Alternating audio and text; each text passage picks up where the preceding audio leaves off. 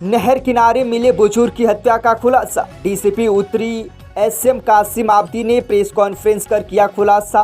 पत्नी से अवैध संबंध में तीसरे की हत्या कर फंसाने का किया था प्लान। पत्नी से संबंध रखने वालों को फंसाने के लिए रची गई थी पूरी साजिश। फिल्मी अंदाज में हत्या कर जेब में पर्ची डालकर हुए थे आरोपी फरार। सीतापुर के रहने वाले मजदूर ने रची थी हत्या की साजिश। मृतक के शराब में मिलाया गया था जहर, उसके बाद गला घोंटकर उतारा गया था मौत के घाट। 15 दिन पहले नहर किनारे हत्या कर ठिकाने लगाया गया था शव। जानकीपुरम थाना क्षेत्र स्थित नहर किनारे मिला था बुजुर्ग का शव।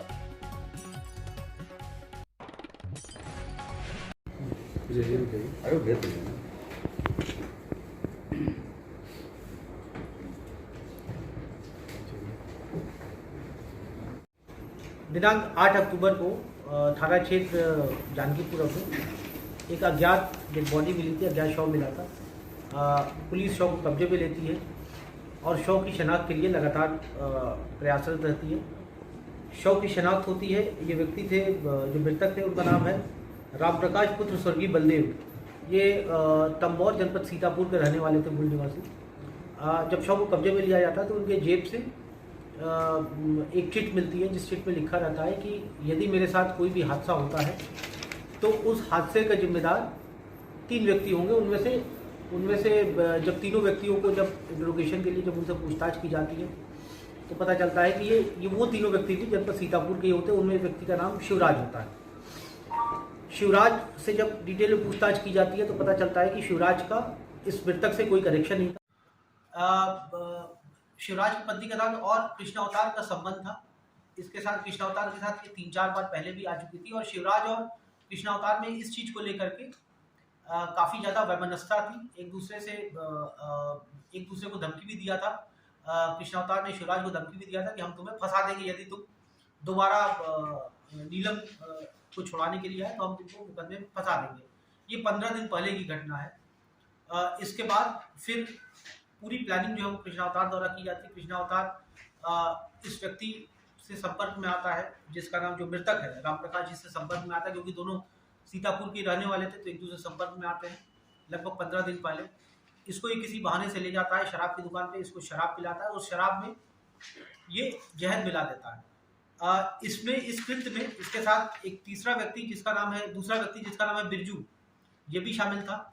बिरजू इसके साथ जेल में रहा है। एक चोरी के मुकदमे में ये जेल में गया था सीतापुर में, और कृष्णावतार जो है वो 307 में अटेम्प्ट टू मर्डर में ये जेल में जा चुका है। वहीं पर जेल में इसकी जो सह अभियुक्त है बिरजू, इससे मुलाकात होती है और ये दोनों मिलकर के प्लानिंग करते हैं। उस शराब में जहर मिला देते हैं और फिर जहर मिलाने के बाद गला घोंट करके इसको मार देते हैं और वो चिट जो है वो जेब में रख देते हैं, जिससे कि पुलिस को शिवराज के ऊपर शक हो। तो इनका ये प्लानिंग थी कि इससे शिवराज फंस जाएगा। ये सारी चीज़ें जब हमने सीसीटीवी फुटेजेस का अवलोकन किया और जब सीडीआर जब मैच की तो कृष्णावतार के ऊपर शक हमारा जब गहराया, तो हमने कृष्णावतार को कस्टडी में लिया। जब उससे डिटेल में इंटरोगेशन किया तो ये चीज़ें प्रकाश में आई। नियमानुसार कृष्णावतार और बिरजू की गिरफ्तारी किया गया है। इन दोनों को माननीय न्यायालय के समक्ष आज प्रस्तुत किया जाएगा।